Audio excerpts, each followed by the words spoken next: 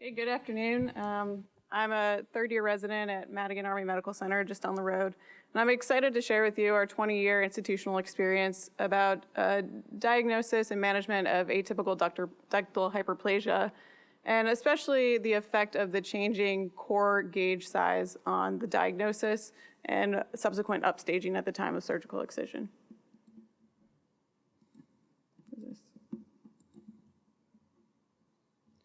I have no disclosures other than the standard DoD disclosures. So just for some background, core needle biopsy is generally the standard method for obtaining a tissue diagnosis in patients who are found to have a breast lesion either radiographically or on physical exam. In 95% of the cases, the findings on core needle biopsy are later confirmed on surgical excision. However, when atypical ductal hyperplasia is diagnosed on core needle biopsy, this is no longer the case, and there's significant discordance between what is eventually found on surgical pathology. Along with this, over time, there's been an increase in the core size of the needle used for the core biopsy. And we've demonstrated in a previous study the impact that moving from a 14-gauge core to an 11-gauge core had on our surgical upgrade rate at the time of excision. And now at our institution, we use an 8-gauge core. Through all this, the guidelines have continued to recommend surgical excision when atypical ductal hyperplasia is found on a core needle biopsy. So the purpose of this study is to demonstrate whether the increase in size from 11-gauge now to 8-gauge has affected the rate of upstaging at the time of surgical excision for atypical ductal hyperplasia. So just to present the historical perspective at our institution, this is over 20 years of data. We started with 14-gauge cores, and then the mid-90s moved to 11-gauge cores. And now all of our, or the majority of our biopsies are performed with 8-gauge cores. What you can extrapolate from this data is that the proportion of biopsies that has diagnosed atypical ductal hyperplasia has remained relatively constant over time. So we focused in on this most recent cohort from 2006 to 2016 and performed a review of our database and first looked for patients who had atypical ductal hyperplasia diagnosed on a core biopsy.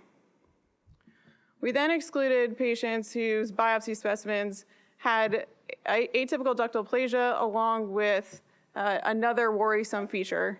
So a patient who had ADH as well as a focus of DCIS, these patients were excluded from our review. Patients who were also lost to follow-up or who had an excision performed at another institution were also excluded. This led to a final sample of 61 patients. Their charts were then reviewed for age, the needle gauge size, the number of passes of the core, so samples obtained, and then the most worrisome feature on their ultimate surgical excision. So this chart demonstrates the patient characteristics stratified by the excisional biopsy diagnosis. On the top part of the chart, above that bolded line, is our most recent cohort from 2006 to 2016. This data excludes the 5 patients that had 11-gauge cores performed at this time period. And then the bottom is our previously reported data with our 11-gauge cores and the 96 to 2006 cohort. What you can see for both cohorts is that neither age of the patient nor the mean number of passes or biopsy samples on the core affected the ultimate surgical excisional biopsy diagnosis.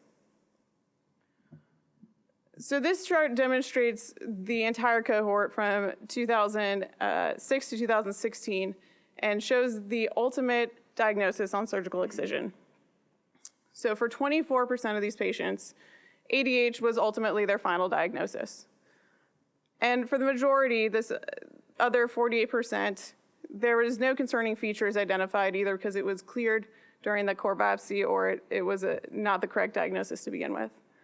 But for 25% of the patients in this cohort who had a diagnosis of ADH on core biopsy, 25% of them ended up with a diagnosis of DCIS.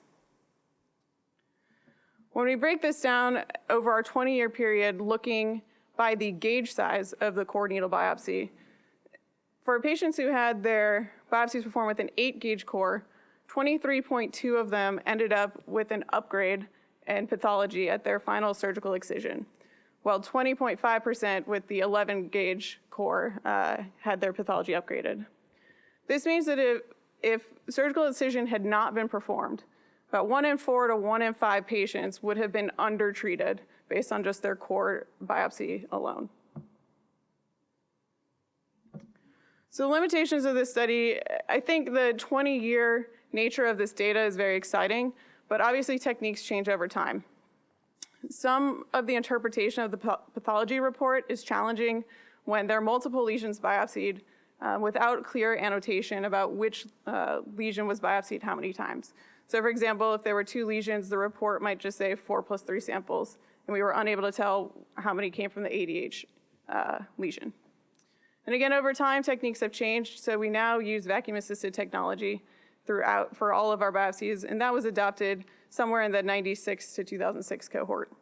There's also been changes in imaging technologies as well. But I think when you look at the 20 years of our data, increasing the core from 14 to 11 gauge definitely improved the rate of upgrade of surgical pathology. But in this most recent cohort, when you move from 11 gauge to 8 gauge, the upgrade rate at final surgical excision did not change. This means that it should still be recommended for surgical excision to be completed when ADH is diagnosed on core needle biopsy. This will avoid undertreatment of about a quarter of patients. So I will take questions at this time.